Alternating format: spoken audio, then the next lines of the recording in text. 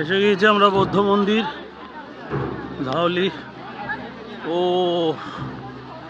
সব কিছুই বিশাল বিশাল সুন্দর সুন্দর, একটা পাহাড়ের ওপরে, তো হেঁটে হেঁটে ওঠার একটা ব্যাপার আছে, বাট একটু ক্লান্তও লাগছে, অনেকখানি আমরা হেঁটে এসেছি।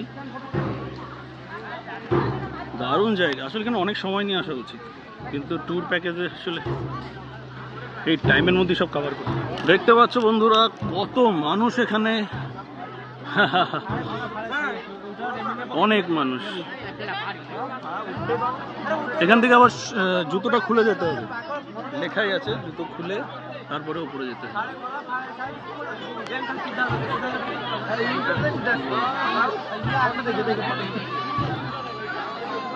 লোকে লোকারণ্য। ধাওলির মেইন বুদ্ধ মন্দির থেকে ঘুরতে ঘুরতে তার সাইডে ইয়েটাও কিন্তু দেখবার মতো একদম।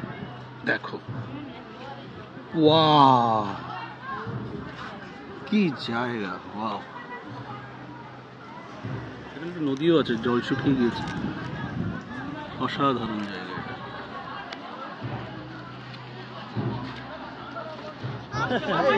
Are you enjoying? ওকে নিয়ে হেঁটে হেঁটে উপরে ওঠা, আসলে একজন মানুষ উঠতে কষ্ট আছে, তাও এক্সাইটমেন্ট সবই হয়ে যাচ্ছে। বাচ্চা নিয়ে ঘোরা, আমরা ঘুরে বেড়াচ্ছি পুরো মন্দির দেখা গেল। ফ্যামিলি ফটো তোলার ব্যবস্থা আছে, ফটোগ্রাফার তো আছেই।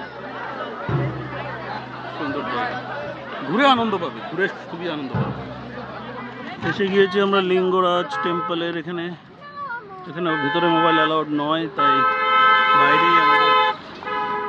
বাইরেই জমা দিয়ে যেতে হবে। এই যে লিঙ্গরাজ টেম্পল দেখা যাচ্ছে, লিঙ্গরাজ টেম্পলের এটা হচ্ছে বহির্মুখ, বাইরের দিকটা চলে এসেছি।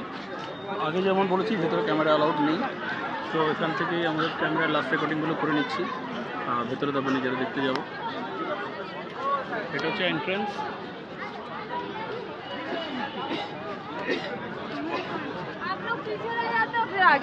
যাচ্ছি এবার, অনেক মানুষ আছে আজকে, সবাই ছবি তুলতে ব্যস্ত। আমার বুবলি তুমিও যাবে? ইয়েস, আমিও যাবো।